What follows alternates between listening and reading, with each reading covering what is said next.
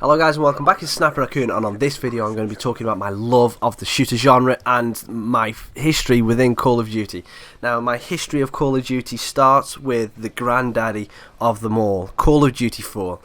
Now I must admit I never played a single game of this online because at this time in my gaming career I was more into other games. I was more into like Gran Turismo, FIFA, Football Manager, that kind of stuff. I was more into them games, so shooters, it was one of them. If I had time I'd go and play. But the campaign on Call of Duty 4, oh my god, I absolutely loved it. I think I must have completed that about at least 20 times.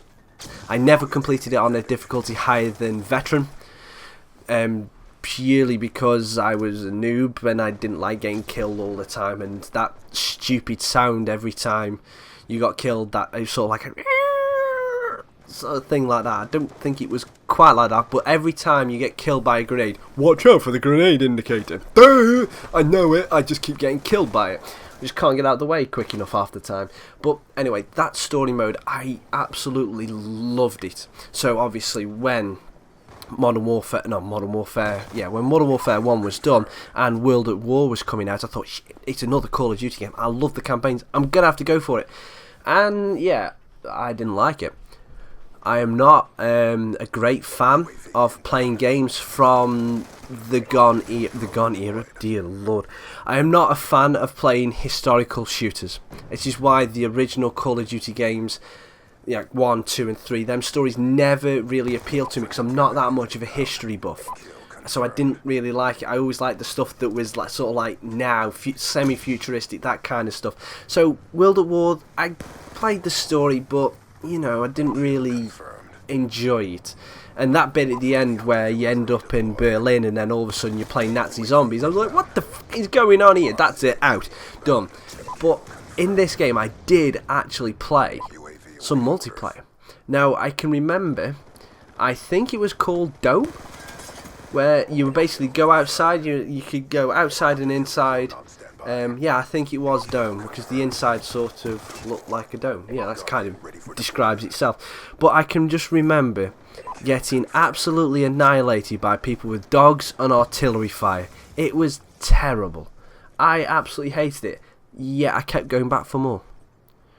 Now this is a recurring theme, because every Call of Duty game, if you get absolutely murdered for some reason, I keep going back for more. I keep going back. I keep going back. Every time I turn on the Xbox now, I'm thinking, I want to play a Call of Duty game. And that is where the love is coming from. World at War was the one that started to get that feeling inside me, and I started to change. Now, in between Modern Warfare 2 coming out and World at War, I actually bought a PlayStation 3. Now, I got Gran Turismo on the PlayStation 3 like most respecting PlayStation user would do. So, when Modern Warfare 2 was going to come out, I got invited, or suggested I should go to a midnight launch by a couple of my friends. And I wasn't really into it. I was like, yeah, I don't really play the game, but they said, go on, it'll be great. So I went along, I went to midnight launch, and oh my god. Standing in line in an Asda from, I think it was 10 o'clock for a game that I didn't really know whether I was going to enjoy. Now, I met a lot of special people that night. Yeah, people that looked like they hadn't seen the light of day for years. I'm sorry. But, yeah, and I got home, and straight away I put the game in and played online. And my first game was on Underpass, and I was like, what the bloody hell's going on? And I was getting murdered left, right and centre again. But then the next day, after work, I went home and I put the game in and I carried on playing. Now, Modern Warfare 2 was the one where Call of Duty started to dig its claws into me and say, I am riding you now. Come on, let's play. Let's get better at this game. And I did. And I started to really enjoy it. And then Black Ops 1 came out. There's a recurring theme here. World at War, try-out game. Didn't enjoy it. Black Ops 1, try-out game. I hated it. I am not going to lie, I hated Black Ops 1. It was terrible. Me, Gaz and Tick were having so much trouble connecting to each other on the parties. Me and Gaz could only connect to Tick.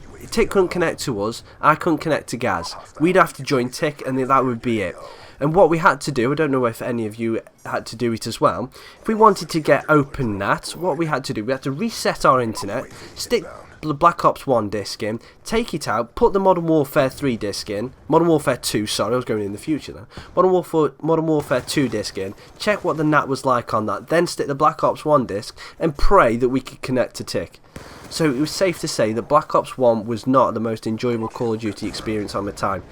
And also, the story mode, oh my god, that was just mindfuck. That fuck Reznov going through his head and everything like that, that just messed my head up something rotten. So when Modern Warfare 3 come out, I was on a slight downer, and that is where Modern Warfare 3 excelled. It took advantage of my downer and turned it into the most enjoyable Call of Duty experience I have ever had on my own. Me, Tick and Gaz formed a clan called the Sniping Animals. We each got different gamer tags, well, PSN names. I was the Sniping Raccoon, as I have stayed ever since.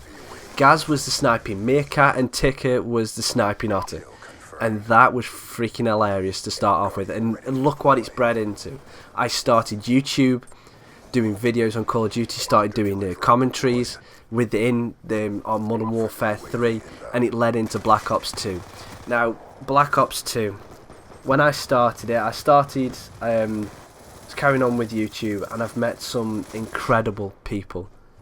Modern Warfare 3, by far, is my most enjoyable multiplayer experience in Call of Duty history, for gameplay wise. However, Black Ops 2, because of the people and the community I am around, it is the socially most fun I have had in any game.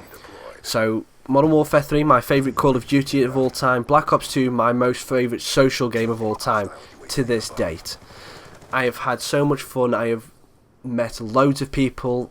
I have improved in the game a hell of a lot. I'm actually taking the game more serious and finding out different things within it. Pardon me.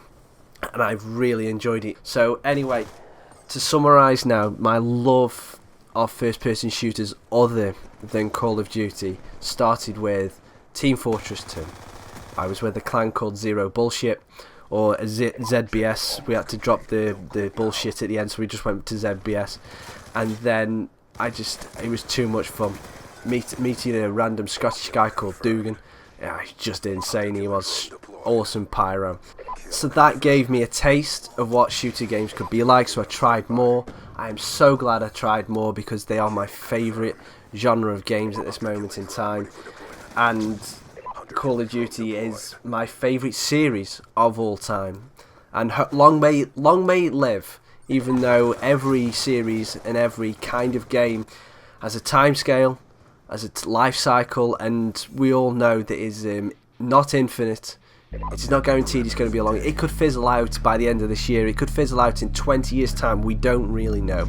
But I am going to enjoy it while it lasts and have fun with my friends. So anyway, guys, I hope you liked this video. Don't forget to subscribe to my channel. I've been the Sniper Raccoon, and I'll see you next time. See you later, guys. Trust.